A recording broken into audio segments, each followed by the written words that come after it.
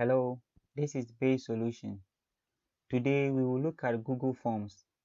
It's a useful tool when you want to create surveys, questionnaires, quizzes, and more. It's easy to use, popular, and free as well. Google Forms is part of Google's resources. Hence, once you have Google account, you are all set. Let's look at how you can get to your Google Forms dashboard to start creating amazing forms for your project. Before that, I'm reminding you to subscribe to this channel, click on the notification button to receive alerts and updates, and please do follow us on our social media handles. To get to the Google Forms dashboard, first we need to open our browser. So I'll head over to Chrome and double click to open. From here, I can just search in the address bar or the search bar Google Forms, and I'll just click enter. Okay, this is the link. I'll click on the link and it has taken me to the Google Forms homepage. So this is the Google Forms homepage. As you can see, I have a personal and then business. Since I'll be using a personal Google account, I'll click on Go to Google Forms under the Personal tab. So I'll click on Go to Google Forms. From here, I'll enter my email. So I'll enter my email.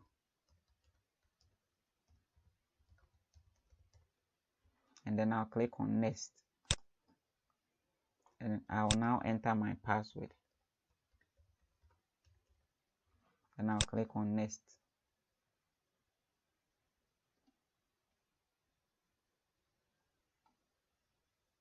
So this is the Google Forms dashboard.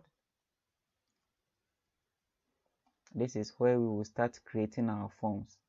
You can see that we have where we can start creating the blank form, and then we have some templates where we can choose from.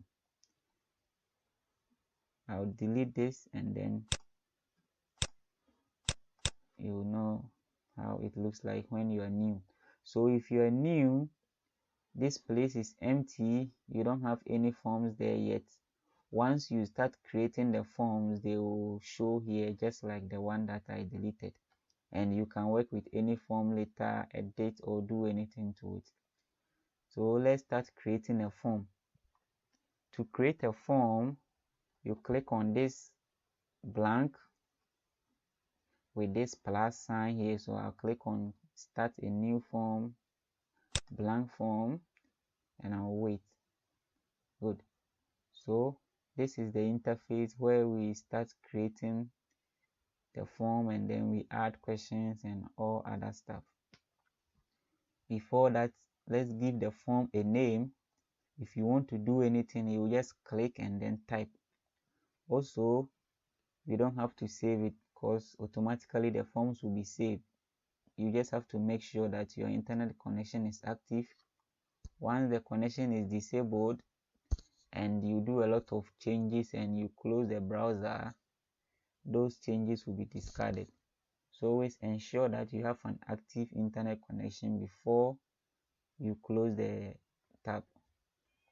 So I'll click here and I'll give the form a name. So let's say I'll say sample form. So this is a sample form that we are coming to work with. Whilst we work with the form, of course, we want to see what is happening with it. So I'll introduce you to this preview icon. We can click on it and then it will open a preview where we can always look at what we are doing. So we'll click on this eye icon here. We'll click on this, and this is our preview tab. So whenever we do or add anything to the form, we can just come back to the tab and then refresh, and then it will load the new changes. So let's go back to the form and add description. It's optional, but then always description is good. So let's add something like sample form for learning. So once we are done, you see that automatically it will be saved in our Google Drive. So let's go back to the form and then refresh. Good. Now our description is also showing here nicely. Let's go back to the form and talk about the other items there. Let's talk about these items. So this tab is always showing. Wherever we go, it will be moving along, because this is where we will add questions, add sessions, and then images and all others. So the first one is the question. This plus is to add a question. The other one is to import a question. That is, if you have some questionnaires somewhere, you created a Google form somewhere and you want to import the question, you can import the question. We can add a title and description. We'll see how it works. We can add an image, can add a video, and then we can even add a whole session on its own. Okay, so we'll talk about some basic stuff, and then we'll look at these features and talk about the rest also. Now by default, Google will add a first question. This is an untitled question, so we can delete and then type a new. We can just delete and then type something like name. Okay, name. So we just type a name here, and with a name we want to change the response type to say short answer. Yes, because the short answer will allow them to enter their name, but then since name is not that long, the short answer is okay. So let's go back to the form and see how it's looking like. Back to the preview and then refresh. So if we send this link to someone, this is what they're going to see when they click on it. They're going to see name, and they can just click and enter their name here. So they'll enter the name, and after that they will submit, and you will receive the response and then act appropriately. Now let's go back to the form. We'll talk about all the answers that we can collect from our respondents. Okay, so we'll talk about them one after the other, then we'll talk about the other sessions here.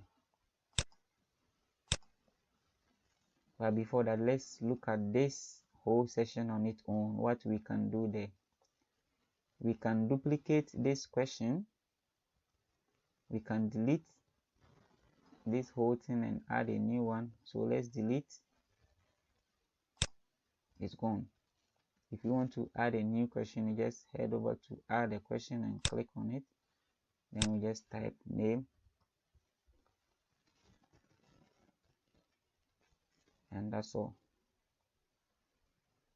So next to the other, we can make it mandatory for people to enter their name before they can submit the question. So to do that, we just have to toggle this button to the on position. Now it's on. Let's go back to the form and see what will happen. Refresh. Good. Now there's this new notice here which says what? Whenever they see this asterisk, it means it's required. So you can see that we have the asterisk at the name here, and it means that you have to enter your name before you can submit. So let's go back and look at this 1, 2. Click on this 3 dots, and from here we have description. So click on description, and we can enter description for the respondent. So you can say please type in full. Okay, so let's go back to the form and refresh. Okay, so we want them to type their name in full. Okay, so once they see this description, then they will know what to do. So I told you the changes are automatic, so once you do any change and you refresh, it will just show. So please type your name in full. It's showing nicely. Let's go back to the form. So response validation, we'll talk about it later, but then basically we can validate all the responses that we take from our respondent. Supposing I'm taking a name, I can validate the form so that if someone enters a number at the name section, the system will prompt the person that, hey, you can't enter a number here, you need to enter words or letters. Okay, so that is all about the validation, and we'll look at it later. Now we are done with a short answer. Let's add a new question, and with a new question, let's say we want what? Tell me about yourself. Okay, this one will require what? A paragraph. So you realize that automatically the form would change it to paragraph. This is an amazing feature. Okay, let's change this back to name and see what will happen. Name, short answer.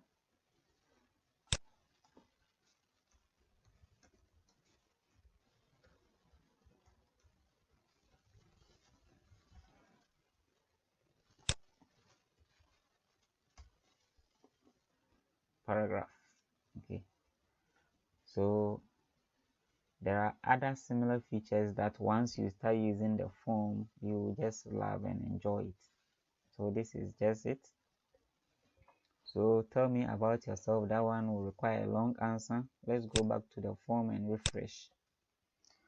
You realize that with a name, even the line tells. The line is short, but tell me about yourself, it's long. So it's just instructing them that, hey, here you can type at least a paragraph, but here with a name, you just need to type your name, and it's something simple. Let's talk about the next one. So add a new question, and then the new question, let's talk about multiple choice. Okay, so the multiple choice, we can ask of their age, and then the age should be in years. So this time it didn't work, but then that's why you can just click and then select what? Multiple choice. Okay, so let's look at another thing here. We can add the age, say 10 to 20. The next option, please note, we'll move the pointer here, and once we move the pointer here, it will turn. Add option close to this side. So add option, we'll click this side, and then we say 20 to 30. Then we'll add another one, same process. We'll come over here and then click, okay, 30 to 40, and then we can add other for those above to also enter their age. So we can add other. So other, let's go back to the form. Let's refresh. Good. So tell me about yourself. Long answer. Age in years. We have these ranges. You can select any, and once you are not within these ranges, you can just select, you come here and then you type, you select other, and then you type your age to, let's say, 50, and you can what? Submit. So note that, let's note this very well. Okay, Let's go back to the form, talk about the next one. The next one is what? Checkboxes. So let's add a new question. And the new question, let's say likes. So the likes, it has turned back to paragraph, but then we'll go for checkboxes. So the likes can say 1 books. The next one, what? Movies. Next one, cars. The next one, computers. So we can also add other. Now let's go and look at the difference between the checkbox and then the multiple choice. Let's load our form. With the checkboxes, the respondent can select 2 or more, can select more than 1. So if they are interested in, if they like books, movies, and cars, they can select all and submit, or they can even select everything. And if you still don't have other choices here, they can select the other and enter. Okay, so it depends. Some questions will demand that the person selects more than 1, so we are going to use the checkboxes for that. That is what it means. I hope it's clear. Let's go back and then talk about the next one. The next one is drop down, so I'll add a next question. Say the next question, let's say height. And the height, let's select drop down. Okay, height, let's add in centimeters. So say 50 to 100, 100 to 150, 150 to 200, and then 250 to 300. So you realize that with a drop down, there is no option for other because it's a drop down. So let's go back to the form, load the form by refreshing, and then this is how the height is going to appear once you share your link for the respondents to fill. So you will click here and then select the height range. So you can select and then submit. Let's talk about the next one. Add a question and then say file upload. Okay, so this time you want them to upload any file. It can be a picture, a document, or anything, but the files will be saved on your Google Drive. So we click continue, and then we can type the question, say picture. So we want to take their picture, and you can do some settings. So the file shouldn't be more than 1 megabyte and only one file. And then I want to restrict them from uploading. Some people, they can even upload the PDF, so you want to restrict them.